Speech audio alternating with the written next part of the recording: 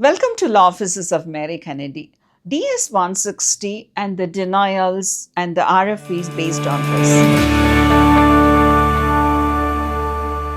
What's going on? So, recently we observed within the attorneys community, whatever your application or a petition that has been filed with the USCIS has been receiving NOIRs and NOIDs, notice of intent to revoke or deny, based on the DS-160 which you would have submitted 10 years, 15 years before.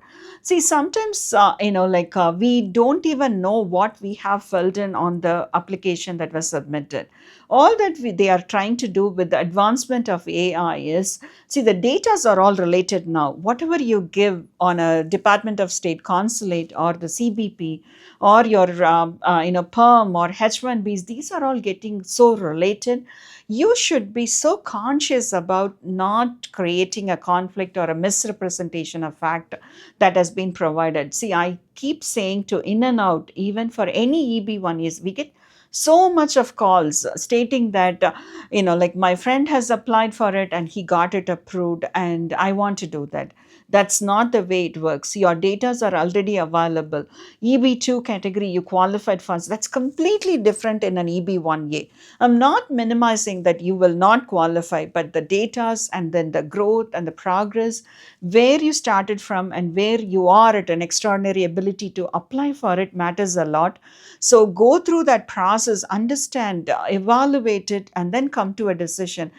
Even if it's 95% it has been approved, only the 5% category are the people who are going to be evaluated for a misrepresentation of any facts. It's very important you should not fall under the 5% or 2%.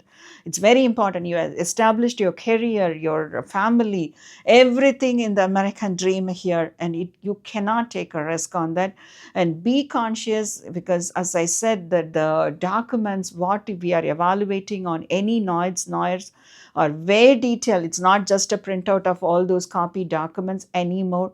Please pay attention to it and then evaluate yourself onto that. It's very important you do that. Since we're talking about DS-160, can you give us an update about the consulate approvals? The consulate, it's still the same. It looks like a soft band that's continuing. However, one thing I want to keep insisting is, even if you get a consulate interviews, consulate slots by June 2027, get the slot, and then you can apply for any other emergency visas, or they are still working on it, and they are going to be allowing you. Even still now, we had a client who was able to get an appointment in the month of May. So looks like even a fewer slot that's opening up is going to continue, but still now not a very big progress, but something or other is happening. And thank you for watching. Always, have your comments and any questions. We are there. Reach out to us, and we are there to support and help. Thank you.